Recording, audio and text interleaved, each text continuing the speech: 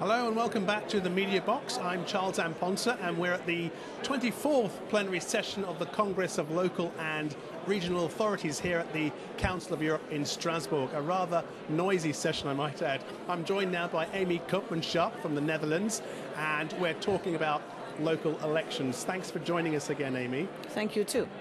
Now, you were head of delegation and rapporteur observing the local elections in Bosnia and Herzegovina. What can you tell us about that mission? The election mission was in October, and for me it was the second time I was with election missions in Bosnia. So I can compare a bit, because the first time was 4 years before. In the election mission, we had a big mission with 18 people in it from 11 countries. And we made also a good program in contacting local people from the government, people from the Central Election Commission, and also from the local election commissions. So we have a good picture how people worked on the elections, how they organized, and I think they did it very well. Now you have a report which follows on from those elections, that observation mission. And it's here, it's been discussed here at this session. What does it say? Well, it says in the first place that the elections were organized very well. All over the country, in a lot of places. And it says also that the Central Election Commission did a good job with the local election commissions to organize, to have enough people, to educate people to do their work. They did it very well. It says also that it's a very difficult system they have. Or, like we said it's a very liberal, it's perhaps a too liberal system.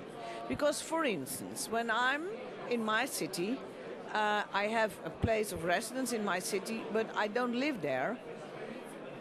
Normally, I can't vote over there.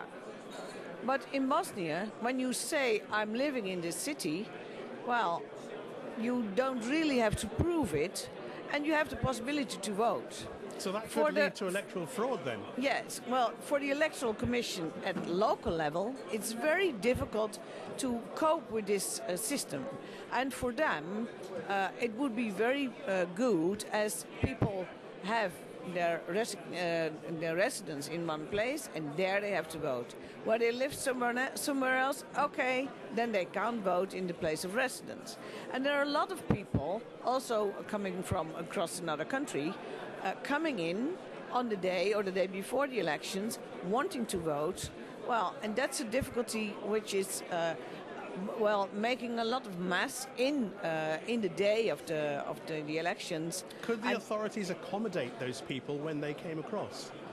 Well, they did, but you have to ask if you want to accommodate everyone.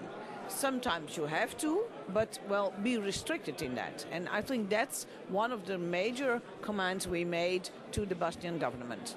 We'll hear about more of those in a minute, but what concrete steps do you think will actually come out of your report? Well, I hope this is a discussion they have. Another point of discussion is that in Bosnia and Herzegovina they have every 2 years elections, local elections, national elections, and it's last period also. It was very difficult from about after the national elections to make the government. So 1.5 years took to make a government. So in those period in between, there are always discussions about elected people, about which kind of government do we have and do we need. So 1.5 years spent, and then in half a year there are new elections. So people are tired of elections. At the other hand, when you put local elections and national elections together, there's no way that you see anything of the local people in the elections. So that's something they have to cope with. It's separate difficult. Them out.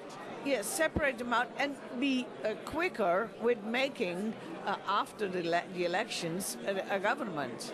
Now you talk about election or potential electoral fatigue.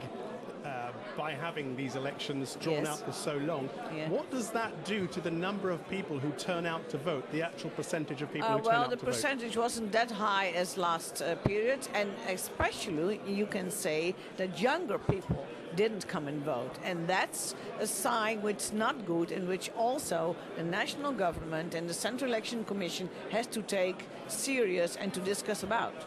What else then? How can the Congress help to achieve those improvements in Bosnia and Herzegovina, Well, as well as in other countries, not Yes. just Bosnia? Well, you know perhaps that we have a High Commissioner in Bosnia, and that's one of the big possibilities to help the Central Election Commission and the government to approve a lot of things in the elections. But now it seems as if the elections didn't go well, but they're far better than years ago. So there are some smaller points, some local points perhaps, because on Srebrenica there was a big mess because a lot of people came from outside Bosnia and Herzegovina and wanted to vote. So there was, a big struggle the whole day. A lot of people wanted to vote, didn't have the right to vote. So you can imagine that that wasn't easy to vote on that day and to cope with as the election commission there did. And also the counting took 2 months, so that's too long. So they have to improve there, and then I think most of the things are better in Bosnia, in the whole country. So good, but more can be done. Thank you very much indeed. Thank you very Amy much. Koopmanschap there, head of delegation and rapporteur observing the local elections in Bosnia and Herzegovina. That's all from us for now. Thanks for watching. If you can hear as well, join us again soon. Goodbye.